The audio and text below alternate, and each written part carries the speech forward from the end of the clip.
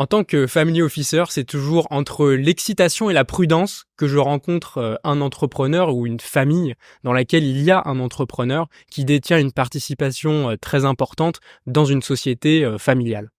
Excitation d'une part parce que je sais que les sujets juridiques d'investissement vont être absolument passionnants, vont me faire beaucoup progresser.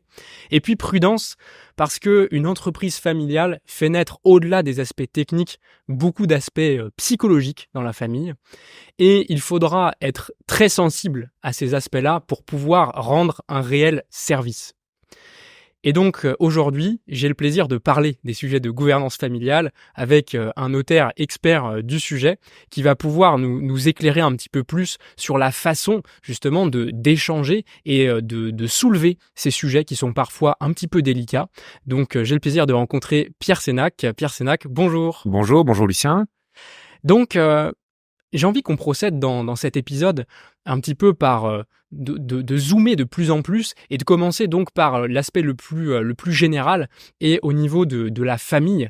Comment est-ce que vous abordez la transmission qui est souvent prise sous l'angle patrimonial, mais qui souvent on a un petit peu de mal aussi à lâcher le contrôle. Et on sait qu'une réelle transmission, notamment d'entreprise, passe aussi par de la gouvernance. Alors bien évidemment, et d'ailleurs bien au-delà de tous les aspects fiscaux, techniques, qui même parfois un peu polluent la réalité de la réflexion autour de la transmission d'une entreprise familiale, les enjeux personnels, psychologiques, subjectifs sont bien souvent beaucoup plus déterminants.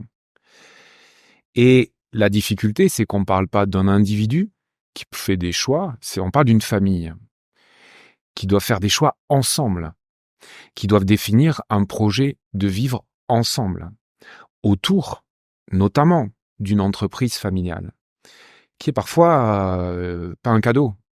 C'est peut-être plus simple de répartir son patrimoine entre ses enfants, qui pourront chacun incarner leur propre vie, leurs propres désirs, et s'épanouir dans leurs différences. Face à une entreprise qui souvent a un poids prépondérant en fait dans le patrimoine familial, eh bien, on se retrouve alors face à un constat de l'organisation d'une vie ensemble. Parce qu'on peut pas la dépecer, cette entreprise. C'est pas un portefeuille de valeurs mobilières ou un portefeuille immobilier où je vais pouvoir répartir entre mes enfants. Et puis en plus, bien souvent, l'identité familiale est ancrée dans cette entreprise, peut-être localement, et c'est quelque chose, peut-être que l'entreprise porte même le nom de la famille. Et c'est pourquoi, en fait, l'enjeu de la transmission est beaucoup plus complexe en ce qu'elle fait intervenir des considérations totalement extra-patrimoniales. Et finalement, ces enjeux techniques et fiscaux, c'est ce qu'on met le plus en avant, parce que ce sont les plus simples finalement à aborder. Contrairement à l'idée qu'on peut généralement s'en faire quand on parle du trade, de transmission, d'animation, etc. Mais la réalité et la difficulté, elle est très, personnelle ou singulière à chaque famille et à chaque individu composant la famille. Et donc, il nous faut intervenir de façon très diplomatique, le plus subtil possible, autant que faire se peut, et y aller pas à pas. Donc, en effet, il y a une certaine forme de chronologie, en fait, à adopter. Tous les cas sont uniques, donc évidemment, je vais généraliser mon propos. Mais nous allons y aller pas à pas en abordant d'abord probablement le dirigeant. Parce que transmettre, c'est anticiper peut-être sa disparition, son départ. C'est assumer sa propre précarité, sa propre vulnérabilité. Et pour un dirigeant que nous accompagnerons, qui n'a connu que des succès, imaginer sa déchéance ou sa décrépitude est un pas qui n'est pas facile à franchir et qui ne peut pas être franchi à n'importe quel moment de sa vie. Envisager la transmission, c'est aussi accepter de partager le pouvoir qui a été concentré entre ses mains expertes de fondateurs ou d'enfants repreneurs d'une dynastie familiale. Et dont, bien souvent, les succès passés légitime d'autant plus un contrôle accru qui s'est mis en place au fil des années. Et là, on est au bout de peut-être de 30 ans de direction. Et c'est un moment où on a une sorte de ligne d'arrivée fatidique qui est la fin de notre propre existence. C'est ça, et puis la fin de sa propre aventure entrepreneuriale, pour laisser la place à des enfants qui seront peut-être susceptibles d'envisager la suite, de poursuivre cette aventure, mais qui sera la leur, et pas forcément celle du dirigeant.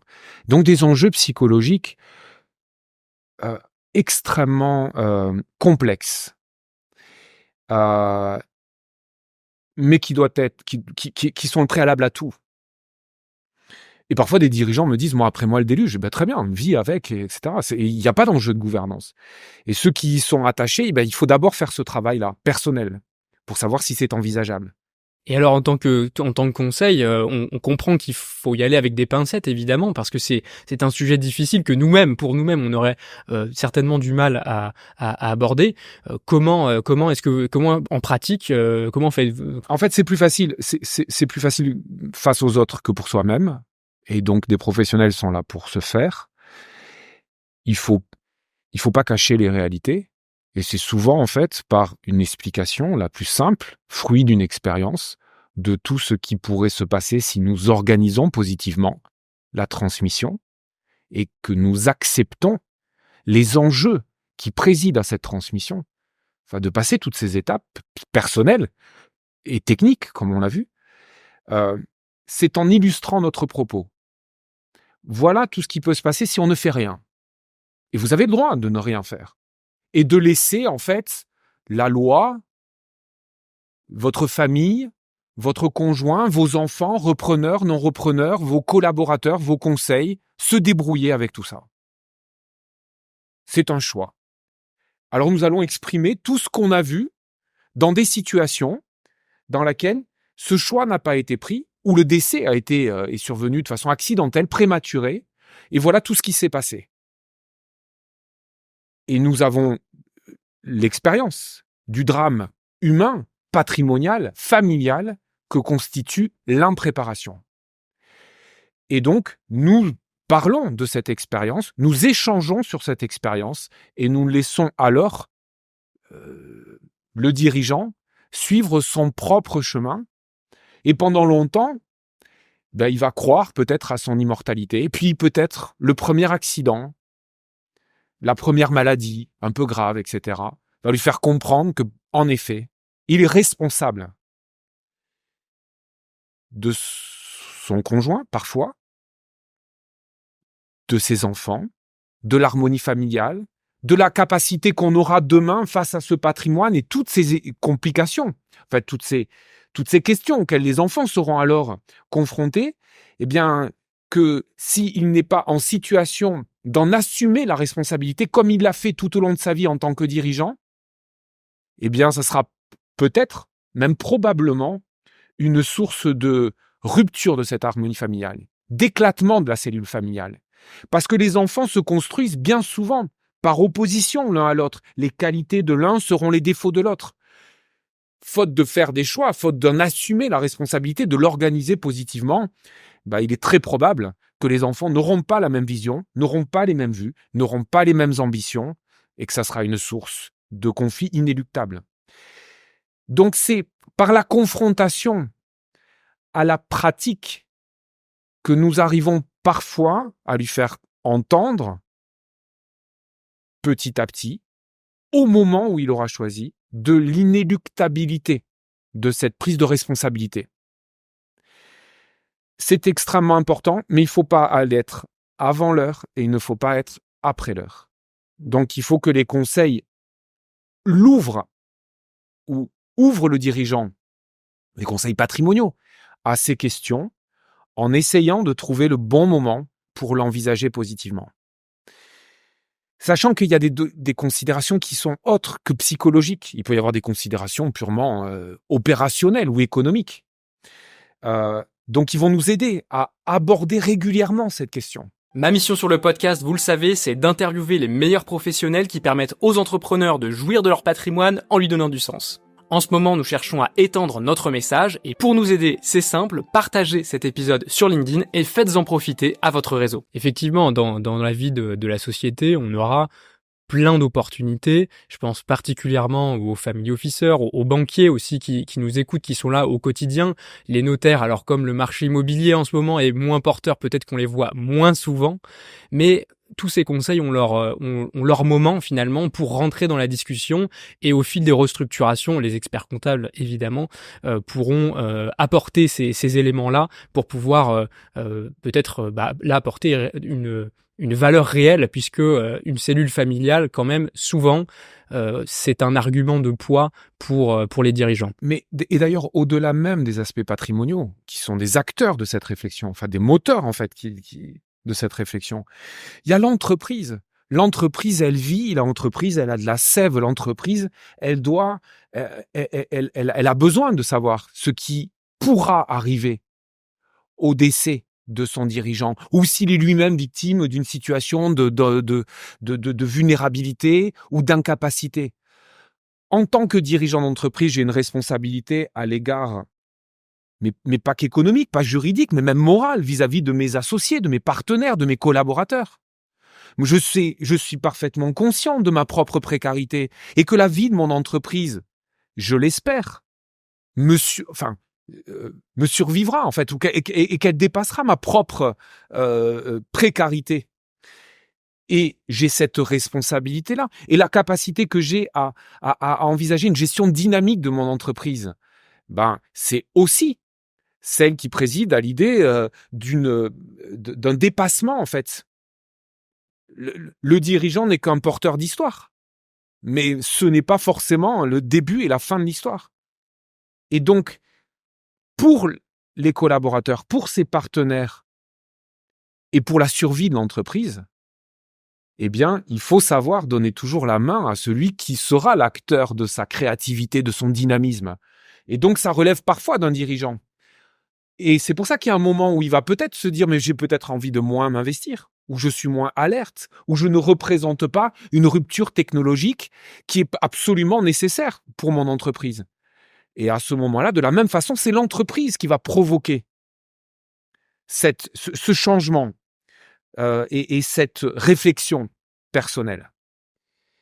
Et là, on comprend donc que les portes d'entrée vers cette réflexion sont multiples et c'est tant mieux parce qu'on comprend dans ton exposé que l'enjeu dépasse la simple personne du dirigeant et que la bonne transmission, la bonne gestion de cette gouvernance familiale dont on parle aujourd'hui est importante. Une fois que on a pris cette porte, qu'on l'a ouverte, que le dirigeant commence à se poser des questions et se dire bon d'accord, je vais réfléchir à ma succession, à la suite. Il y a bien entendu d'autres intéressés. On l'a dit, c'est un projet qui va être familial.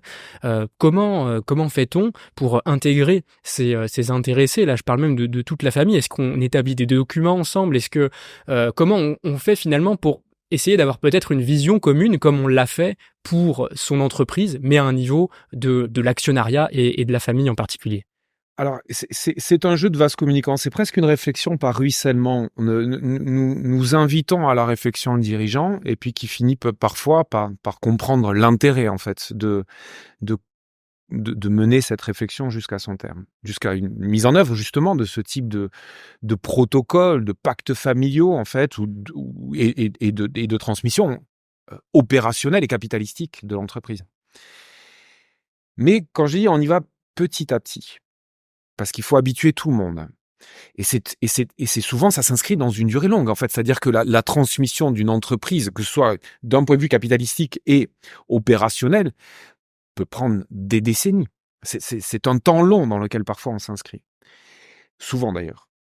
Alors du coup, on commence par cette logique un peu psychologique. C'est à quel moment tu es prêt? Ensuite, on va partir sur deux choses. C'est que pour assurer la transmission, il faut alors que je désintéresse le dirigeant. Le dirigeant qui a travaillé toute sa vie a bien mérité une retraite au soleil. Enfin, en tout cas, il pourra facilement me l'exprimer. Et auquel cas, si je dépends de l'entreprise pour financer mon train de vie, je ne peux pas la transmettre.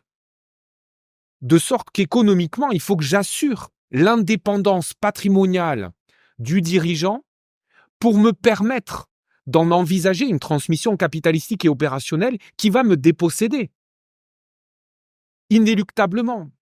Donc ensuite, on va avoir cet enjeu économique. On va travailler avec les banquiers, les family office, où on va se dire quel est le montant qu'il faut que je sorte de l'entreprise pour me permettre d'avoir une relative indépendance et ne plus avoir besoin d'elle, alors même que je n'aurai peut-être plus demain de fonctions opérationnelles qui seront rémunérées, ou voire même plus de droits capitalistiques d'une importance telle que je pourrais me baser sur une politique de distribution de dividendes.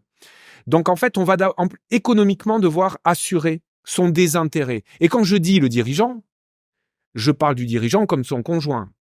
Effectivement, et même souvent, on parle du dirigeant, de son conjoint, et parfois même de ses enfants, parce que en réalité, quand on veut que tout le monde puisse réfléchir à tête reposée sans avoir peut-être des complexes, peut-être des intérêts où un tel a mieux réussi sa vie financièrement, donc il gagne plus que moi, et donc moi je suis pas serein, lui il est serein, donc forcément lui il peut attendre pendant 10 ans que l'entreprise crache à nouveau un dividende, alors que moi j'en ai besoin l'année prochaine pour me payer ma maison. Donc c'est vrai que souvent on a des réflexions de à quel moment on peut avoir son indépendance financière pour un peu tout le monde, de sorte que les réflexions se fassent sur un plan différent. Exactement. Et un plan entrepreneurial et pas un plan patrimonial qui souvent alors en fait pollue les modes de gestion d'entreprise et l'immobilisme et le conservatisme, alors qu'une entreprise doit être dans ses veines, doit couler le risque en fait et l'aventure entrepreneuriale, une vision extrêmement conservatrice de l'entreprise ne peut que générer en fait des difficultés, et donc c'est pour ça qu'il faut, c'est un enjeu économique. Ensuite, il y a un enjeu presque de gouvernance d'entreprise, et je n'ai toujours pas abordé la famille à ce moment-là, parce que une entreprise, pour être transmissible, doit être dépersonnalisée, désincarnée. Donc en fait, il y a un travail du dirigeant d'organisation. C'était un couteau suisse pour l'entreprise. Il était en même temps le mandataire social, il était le DAF, il était le DRH, il était... Bon, là en fait, il va devoir structurer ce fondateur, ce dirigeant fondateur, il va devoir structurer pour permettre une certaine désincarnation et assurer la transmissibilité de l'entreprise. Ça, on le fait globalement sans les enfants. C'est sans ça, on ne peut pas transmettre. Sans qu'ils ne soient pas prêts personnellement, sans avoir assuré son indépendance économique et sans avoir permis la transmissibilité, la transférabilité du capital et du pouvoir dans l'entreprise. Alors, une fois qu'on a passé ces étapes-là, on peut se retourner vers les enfants. Et là, en effet, il y a une deuxième étape. Parmi les enfants, qui voudrait reprendre l'entreprise? Alors là, effectivement, c'est un temps long. C'est un temps parfois très très long. Parce qu'il faut que les enfants l'expriment. Il faut que cette compétence soit reconnue. Mais pas reconnue que par leur papa et leur maman, mais reconnue aussi par les différents acteurs de la vie de cette entreprise, de tous les cadres.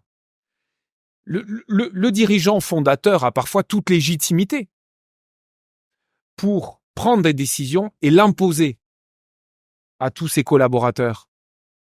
L'enfant va devoir acquérir dans le temps et par l'exemplarité ce leadership et cette capacité. Donc en fait, ce n'est pas qu'une intention de sa part. C'est aussi des compétences objectives qui lui permettront, après un temps long d'apprentissage, de formation, d'expérience dans d'autres groupes, de légitimité accordée à quelqu'un qui a passé et qui a franchi toutes les étapes pour accéder à des fonctions opérationnelles de direction. Ça doit s'inscrire dans le temps long pour être légitime. Et quand nous mettons, parce que nous allons trop vite, ou nous transmettons du pouvoir trop rapidement à quelqu'un qui n'en a pas les épaules, nous fabriquons de la frustration et Et nous n'atteindrons pas l'objectif d'un dirigeant qui incarne le renouveau d'une entreprise et qui s'inscrit dans une nouvelle dynamique. Merci encore de nous suivre, les compteurs montent à chaque nouvel épisode et ce sont les prochains invités qui vous remercient. Un geste simple pour amplifier notre mouvement est de nous laisser la note 5 étoiles sur la plateforme sur laquelle vous nous écoutez. Cela permettra de faire remonter le podcast dans les classements et d'informer tous les dirigeants des outils dont nos invités nous parlent.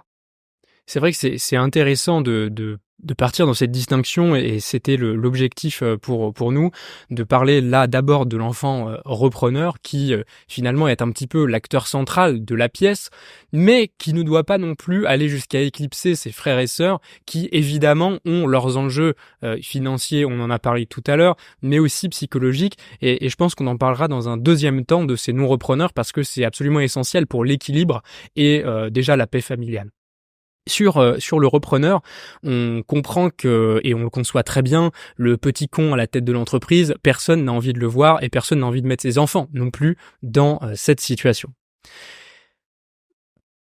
J'aimerais bien qu'on prenne peut-être deux exemples fictifs inspirés de faits réels d'une situation qui se passe bien. Donc là, on a déjà compris vous avez déjà éclairci qu'il fallait finalement gravir les échelons graduellement, etc. Et c'est vrai que c'était intéressant, mais aussi d'un exemple qui se passe mal, parce que je pense que la gouvernance familiale étant très très psychologique, c'est intéressant de passer par les exemples pour bien la comprendre. En fait, c'est une question de légitimité. En fait, d'une part de légitimité vis-à-vis de l'extérieur et d'autre part de légitimité vis-à-vis de soi. Les drames, ils peuvent être envisagés à double titre, en fait. Ça peut être un drame pour l'entreprise parce que alors dirigé par un actionnaire devenu majoritaire à la faveur de donations, de désintéressement des enfants non repreneurs. Je reprends le contrôle capitalistique, j'exerce les fonctions de direction, je n'en ai pas les épaules, ou le costume est peut-être un peu trop grand, je n'y ai pas été suffisamment préparé, et j'amène l'entreprise dans un mur.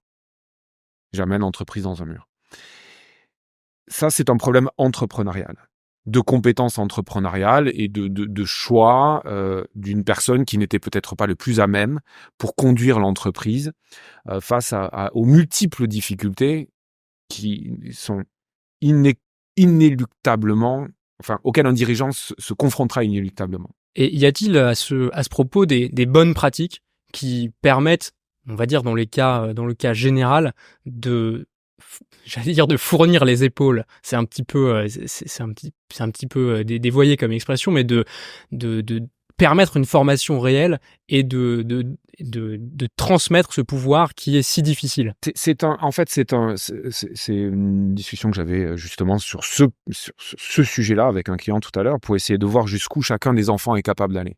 Et en fait, on évoquait le fait qu'il était important dans un premier temps d'avoir des compétences de façon un peu macroéconomique pour comprendre les grands enjeux de l'analyse en fait des grandes fluctuations financières, législatives, réglementaires, économiques et voire même internationales. Et donc, du coup, en fait, il faut avoir une vision assez macro. Premier niveau de formation. Puis ensuite, il faut connaître un métier. Deuxième niveau de formation. Puis après, il faut connaître l'entreprise. Troisième niveau de formation. Comment on gère une entreprise, quels sont les... Voilà. Et là, en fait, on va accompagner l'enfant dans ses formations en les faisant, par exemple, intervenir au début, on les intègre au capital de la société avec 1, 2, 3, 5, 10%. Des niveaux de participation extrêmement faibles, mais qui leur permet de participer à la vie de l'entreprise. Mais là, on est à la vie de l'entreprise, souvent de la holding. C'est-à-dire qu'on n'est pas dans l'opérationnel. Mais dans cette holding, dont on envisagera parfois la consécration d'animation, on va parfois avoir une définition de la stratégie du groupe qui va être définie là-haut. Et donc, on va faire intervenir, dans un premier temps, de façon totalement informative, les enfants. Et on va voir jusqu'où ils vont aller. Et puis ensuite, on a peut-être une filiale tout en bas, ou même on a un projet. J'ai un enfant, en fait, qui, par exemple, c'était le cas tout à l'heure, me dit, ouais, moi, je suis chaud pour bosser sur la crypto. Ah, sur la crypto-monnaie. Et moi, le dirigeant, la crypto, il en était un peu éloigné, etc. Et donc, en fait, on va lui donner des missions. mais pas des missions opérationnelles à ce stade. On va lui donner des missions stratégiques. Tu vas travailler sur ce marché-là. Qui en sont les acteurs, quels en sont les leviers, quelles sont peut-être des sources d'opportunités et quel est dans notre écosystème les gens qu'on pourrait solliciter pour nous permettre d'envisager les conditions d'intégration. Je parlais de la crypto-monnaie, mais de l'intelligence artificielle dans notre mode de travail, en fait, dans notre activité. On est au niveau de la stratégie. Deuxièmement, on va dire, il y a une stratégie, celle-là, tu vas l'incarner. Là, il y a plein de choses pour incarner. C'est par exemple, toi, tu vas développer, tu vas me faire mon business plan sur le développement de telle nouvelle activité. Et tu vas l'incarner. Ou, par exemple, dans un dossier où c'était une structure patrimoniale, l'idée aura été de donner une somme d'argent à chacun des enfants, parce que l'enfant repreneur n'avait pas particulièrement été identifié. Et chacun des enfants a une somme d'argent et l'autorité parentale a dit, vous allez faire chacun une opération immobilière. Ça paraît tout bête. Mais tout seul, à 25 ans, de faire tout seul une opération immobilière. Vous allez devoir chercher l'actif, vous allez devoir le négocier, vous allez devoir structurer l'investissement, aller voir un banquier, le convaincre, négocier le bail, et ensuite vous me reviendrez. Donc, en fait, on les met sur des tâches qui n'ont que peu d'enjeux managériaux, mais pour permettre de comprendre, en fait, toutes les qualités qui pourraient présider à la gestion d'un dossier intégrant une dimension financière, une dimension psychologique de négociateur, une dimension fiscale, une dimension de négociation. En fait, voilà. Et là, on va commencer à comprendre en fait la capacité de chacun des enfants en fait à se révéler là-dessus. Et puis peut-être même que chacun va se rendre compte que finalement, après avoir fait mon opération immobilière, j'ai pas du tout envie de reprendre la société alors qu'avant je souhaitais. Et je vais pas aller plus loin. Donc j'ai une information macro sur les grands principes économiques et financiers. Deuxièmement, sur quelque chose d'un peu plus opérationnel, mais sans forcément fonction de direction et fonction managériale. Après, il faudra passer aux fonctions managériales. Et là, on monte les étapes et on monte les échelons de l'entreprise pour avoir sa légitimité, qui est plus facilement acquise à l'extérieur qu'à l'intérieur. Parce qu'il peut y avoir un fantasme de quelqu'un qui est passé par des grandes entreprises, etc., et qui vont apporter une compétence nouvelle. Parce qu'à défaut de quoi, en fait, il arrivera avec juste sa compétence universitaire qui est peut-être un peu hors sol, qui manque de pratique, alors que devenir d'entreprise concurrente parfois, ou dans des activités connexes, etc., ou complémentaires, ça va permettre d'apporter une nouvelle manière de concevoir l'avenir de cette entreprise, des nouveaux périmètres, de nouveaux champs d'intervention, et ça apportera de la légitimité. Et donc, on va voir les enfants qui vont venir, et puis petit à petit, il y en a qui vont arrêter au premier niveau, il y en a qui vont arrêter au deuxième niveau, il y en a qui vont arriver au troisième niveau. Et puis ça va nous permettre de savoir qui c'est qui a envie et qui aurait la légitimité et le leadership de se déclarer comme enfant repreneur. Ça, c'est pour la partie opérationnelle. Et donc, ce que j'exprime, c'est que si nous ne passons généralement pas par toutes ces différentes étapes qui prendront plus ou moins de temps en fonction des compétences, etc., eh bien, il est fort probable qu'on est à la tête de quelqu'un d'incompétent qui n'a pas de légitimité et qui ne sera pas suivi alors par l'ensemble des collaborateurs qui ont peut-être fait le succès jusque-là de cette entreprise. Et on sera alors dans le fameux short sleeve to short sleeve des Anglais, de dire finalement il y a une génération qui crée, l'autre qui fait prospérer, puis la dernière qui fait éclater l'avion en vol. Exactement. Et ça, c'est que l'enjeu entrepreneurial. Vous me disiez, mais quelle expérience ensuite j'ai de ça? Donc oui, des entreprises qui vont dans le mur, voilà, et qui vont inéluctablement dans le mur. Mais ce qui est intéressant, je trouve, dans ce parcours, c'est que la réflexion est finalement assez simple, dans le sens où on ne se demande pas comment je fais pour que mon fils, ma fille deviennent le chef. C'est presque un raisonnement à l'envers, où on se dit quel serait le parcours idéal pour me remplacer moi. Et finalement, ça peut mener soit à faire en sorte que nos enfants puissent avoir ce parcours idéal ou devenir artistes ou faire autre chose s'ils le souhaitent, ou même ça peut nous aider potentiellement pour le recrutement de la personne idéale qui finalement ne sera pas l'un des enfants. Exactement. Et donc en fait, c'est aucune pression à chacun d'entre eux. Chacun s'arrête exactement au moment où il l'aura souhaité. Donc, c'est la manière dont on va l'envisager pour éviter d'amener effectivement l'entreprise et son dirigeant au mur. Et pour reprendre le propos, et qu'est-ce qu'on voit ensuite quand on ne prépare pas ça? C'est l'éclatement de la cellule familiale. L'éclatement pur et simple de la cellule familiale. Parce que le dirigeant, celui qui va avoir été repéré, qui fait mal son travail, bien souvent, il a des frères ou sœurs au capital, qui connaissent rien à l'entreprise, qui n'ont pas levé la main pour dire « je veux être enfant repreneur ». Il va donc endosser la totalité de la responsabilité de ses échecs. Parce que moi, j'ai une entreprise qui vaut 100. J'ai 30% du capital et mon frère repreneur a 70% ou ma sœur repreneur a 70%. Ben moi, ça veut dire qu'il gère 30% de la contre-valeur de l'entreprise. Si l'entreprise vaut 10 millions, il gère 3 millions. Si ça vaut 0, il m'a perdu 3 millions d'euros, alors qu'il se révélait comme étant l'enfant repreneur aux yeux de tous et qu'il était peut-être le préféré de papa parce qu'il l'a désigné comme repreneur alors qu'il n'en avait pas les compétences. C'est quoi la conséquence en fait de ça? Inéluctable. C'est de la tension en fait. C'est de la tension. Et même quelqu'un qui va me dire « Oui, mais en fait, moi j'ai repris une entreprise, mais elle était déjà mort-née après le départ du dirigeant. Et toi qui as reçu des biens immobiliers en compensation ou une soulte que j'ai dû payer à la faveur de mon LBO familial, en fait, c'est toi qui as été avantagé. En fait, on n'arrivera jamais en fait à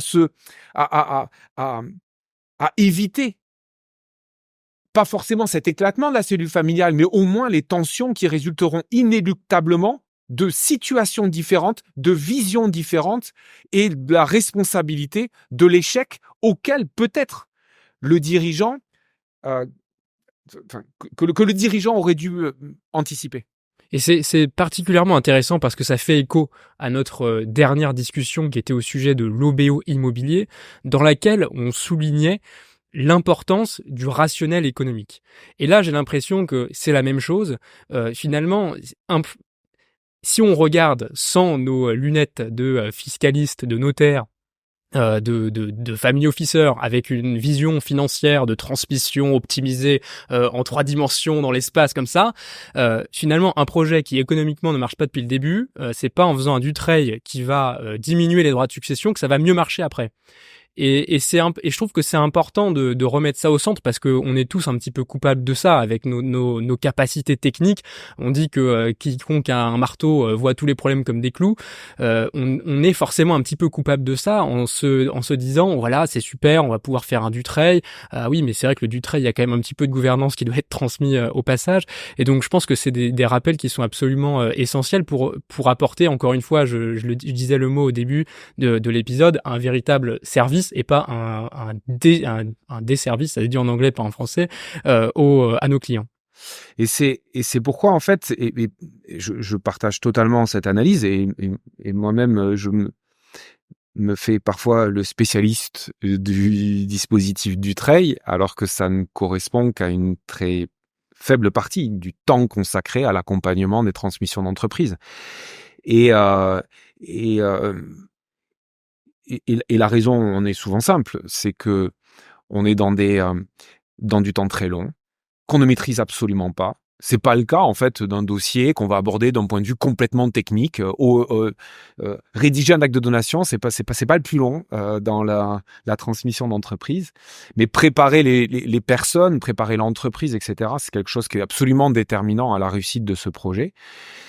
Mais qui s'inscrit dans un temps très très long et on a parfois, nous, une vision à trop court terme de l'accompagnement de ce type d'opération et ça va extrêmement mal ensemble, la transmission d'entreprise et le temps court. Ça doit s'envisager dans le temps long. C'est une relation de confiance qui doit être créée entre le conseil et le dirigeant et sa famille dans le temps long. Et ensuite, on aborde des choses qui sont très intangibles, qui sont très singuliers en fait, et qui parfois nous obligent à remuer le dirigeant ou sa famille. Parce qu'en fait, notre idée, c'est de leur dire, en fait, il faut qu'on identifie toutes les sources de tension qui pourraient résulter de la codétention d'une entreprise pour essayer, alors qu'aujourd'hui tout va bien, de définir les conditions de sortie de chacune de ces crises potentielles. Donc en fait, notre métier, c'est justement de les remuer, de les pousser, etc. Parce c'est maintenant qu'il faut le faire. Pas y réfléchir alors qu'il y a un décès et que j'avais pas fait mon Dutreil et que j'avais pas de pack de famille et que je ne sais pas ce que veulent faire les enfants. Parce que là, en fait, c'est impossible de travailler avec intelligence et recul. Et donc, par définition, nous, conseils, on se doit d'être des acteurs très engagés finalement de cette transmission et donc de bousculer nos dirigeants et de pas toujours être dans un accompagnement, presque servile. Et en parlant de bousculade, parce que là, on a parlé des protagonistes sur lesquels on se concentre toujours le plus et qui parfois peuvent aussi frustrer les autres, qui sont les non-repreneurs et qui sont la clé d'une transmission réussie, parce qu'on l'a dit, l'éclatement d'une cellule familiale, c'est quand même pas ce qui est souhaité généralement par nos clients. Alors c'est absolument déterminant, vous avez raison. Et en fait, si on n'arrive pas à trouver cet équilibre entre tous ces protagonistes, le dirigeant, on l'a dit, son conjoint, qui est parfois tout aussi intelligent, voire plus important d'ailleurs que le dirigeant, l'entreprise, cette dépersonnalisation, l'enfant repreneur, et ces enfants non repreneurs, qui sont absolument déterminants. Parce que bien souvent, et d'ailleurs parfois imposés par la loi, on va être contraint de leur laisser leur réserve héréditaire, et donc ils seront les actionnaires probablement demain de cette entreprise, faute de devoir plus les désintéresser de façon facile parce que j'ai pas d'autres actifs dans le patrimoine, de façon aisée. Donc ils sont là. Alors on a plusieurs choses à faire avec eux. Parce que le parcours psychologique, il est tout aussi important pour eux que pour les autres. Parce que laisser l'enfant repreneur, ça doit être une de leurs décisions, en tout cas dans mon monde idéal. Et donc ils reconnaissent les qualités de l'enfant repreneur. Donc de la même façon, il faut qu'ils suivent le même parcours et qu'ils acceptent de renoncer positivement face à la difficulté, face à un autre projet personnel ou professionnel, ou face, ce qui n'est pas toujours le plus facile à envisager, à leur propre incompétence. Et ça, c'est un point absolument déterminant parce que c'est ça qui va offrir à l'enfant repreneur le confort de l'adhésion familiale. S'il n'a pas déjà l'adhésion familiale, je pense qu'on va avoir du mal à envisager l'adhésion de tout le monde de l'entreprise auquel il sera confronté. Donc en fait, il faut passer par ce biais-là.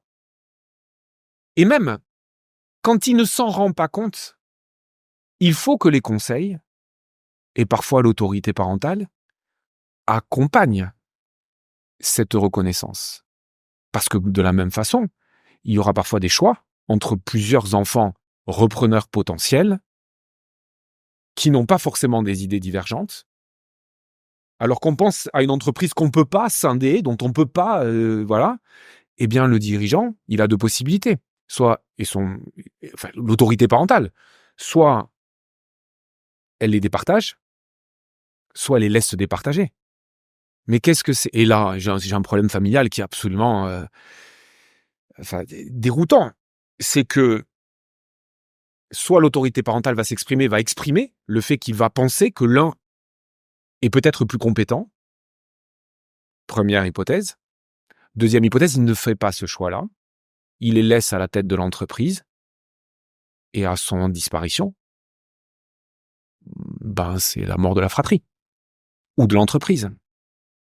Ce à quoi on est très souvent confronté. Parce que c'est très dur de dire l'égalité entre les enfants, elle n'est presque envisagée de façon évidente et on va trouver les moyens d'assurer le désintéressement. Mais ce choix qui consiste à dire par un père ou une mère que c'est lui que je vais considérer comme le plus pertinent et réussir à le détacher complètement de tout l'enjeu psychologique de la relation entre un père et ses enfants ou une mère et ses enfants, c'est extrêmement dur de garder la tête froide, de s'extraire de ça. Et là aussi, dans ce moment extrêmement difficile, les conseils, qui sont souvent des fusibles à ce titre-là, ont un rôle déterminant pour sauver en fait cet équilibre familial et dire parfois les choses qui fâchent en lieu et place d'un parent qui quelle que soit son autorité, sa vie, son leadership, aura beaucoup, beaucoup de mal à affronter ce genre de discussion. Et pourtant, il le faut. Parce que s'il ne le fait pas, les enfants le feront, et parce qu'il l'a pas fait, il soignera peut-être son esprit, son image, quand il sera par-delà les cieux, mais les enfants qui resteront là, on n'aura pas fait le boulot. Donc c'est un cheminement tout aussi compliqué. Et ensuite, ça imposera du respect des repreneurs, des non-repreneurs. C'est-à-dire qu'en fait, c'est un partage équilibré qu'il faudra envisager. Parce que ces actionnaires, notamment si on n'arrive pas à les désintéresser par l'attribution d'autres actifs dans le patrimoine ou dans le cadre d'un OBO, on en parlait en matière immobilière, mais qui se voit tout autant en matière familiale, si on n'a pas réussi à les intéresser, ils sont actionnaires. Et là, il faut respecter. Il faut des dividendes. Il faut des distributions automatiques. Il faut parfois des actions à dividendes prioritaires. On va laisser peut-être plus de pouvoir à l'enfant repreneur, mais il faut des droits financiers et économiques pour les non-repreneurs. On va parfois organiser des événements de liquidité. On va parfois organiser des bourses familiales permettant, dès que possible, d'offrir des possibilités de sortie à des valeurs raisonnables de marché des enfants non-repreneurs qui ne doivent pas être pieds et mains liés avec un repreneur dont ils vont peut-être parfois partager les points de vue et parfois pas. Et c'est vrai qu'on en parlait au tout début de l'épisode. L'aspect de liquidité et de sérénité financière de chacun est quand même souvent le cœur de la sérénité familiale au sens global. Parfois, dans les fratries, on a aussi des intérêts qui sont différents. Et donc peut-être un enfant qui souhaite incarner la famille différemment, peut-être dans un projet philanthropique, peut-être dans une autre entreprise qu'il va monter, ou peut-être dans une vie différente. Et est-ce que vous avez des exemples de ce type, j'allais dire, de carrière, de parcours et d'idées qui peuvent justement permettre à ces enfants non-repreneurs aussi d'être valorisés? Parce qu'on l'a dit, l'égalité patrimoniale, ça reste l'égalité la plus simple à obtenir. L'idée même d'un enfant repreneur n'implique pas un seul enfant qui travaille et qui œuvre au sein de l'entreprise ou du groupe familial. L'idée de l'enfant repreneur, tel que je l'exprime bien souvent, c'est un peu celui qui a le mot final s'il y a des divergences dans la stratégie ou dans la stratégie à adopter pour le groupe ou des sessions, des prises de participation. Parce qu'à la fin, il faut qu'il y ait quelqu'un qui puisse prendre la décision. Ce qu'on veut, c'est éviter les sources de blocage. Ça ne veut pas dire, ça, que j'ai plusieurs enfants qui pourront s'entendre pour définir la stratégie du groupe et prendre l'initiative de porter certains investissements ou certaines décisions ou certaines fonctions managériales. Le souhait, en fait, c'est qu'il y ait une position et une direction qui soit claire, qu'on puisse toujours sortir de zones de blocage. Et donc, ça m'amène souvent à voir des enfants non repreneurs qui ont des fonctions opérationnelles au sein du groupe. Bien souvent, j'ai des enfants qui interviennent tous dans un comité stratégique qui est l'occasion, en fait, pour le repreneur d'exposer sa stratégie à court, moyen ou long terme, les principales difficultés et succès qu'il a pu connaître dans l'année, les 6 mois, les 3 mois écoulés, et ce qui est attendu à un avenir à court, moyen ou plus long terme. Donc en fait, il y a plein d'endroits où ils peuvent vivre. Et cet aspect philanthropique est par exemple très souvent utilisé. Très souvent utilisé. C'est parce que je peux avoir un enfant en fait qui va être chargé de développer ou de porter ces actions philanthropiques, que ce soit lié à l'entreprise ou à la famille, qui ensemble entendent défendre des causes d'intérêt général.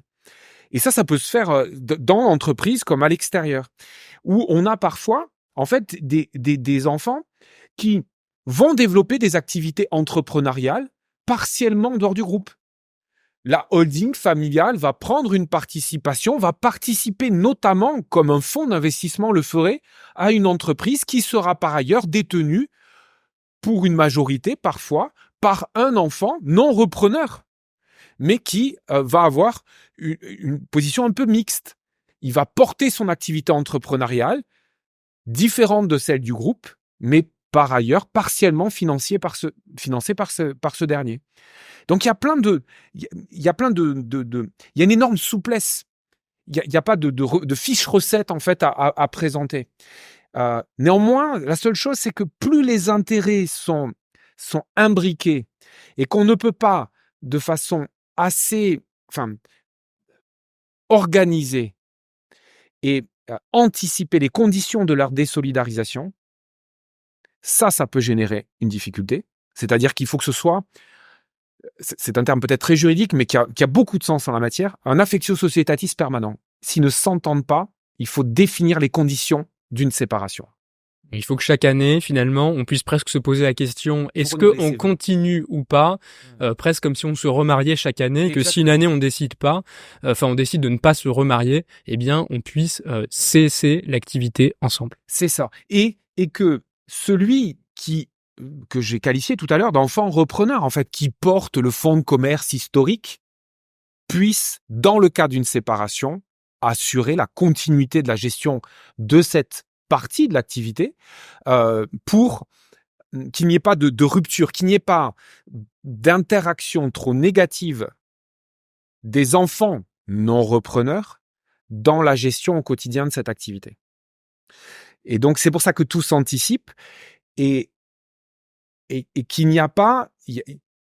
Il n'y a pas forcément envisagé, ce qu'on n'arrive presque jamais à faire d'un point de vue économique d'ailleurs, mais il n'y a pas de séparation forcément brute. C'est simplement, on anticipe les sources de tension, on voit comment on en sort et on le sait, peut-être depuis que l'homme est l'homme, à la fin, il faut qu'il y ait quelqu'un qui puisse avoir le pouvoir de dire oui ou de dire non. Et c'est comme ça qu'on peut sortir des crises.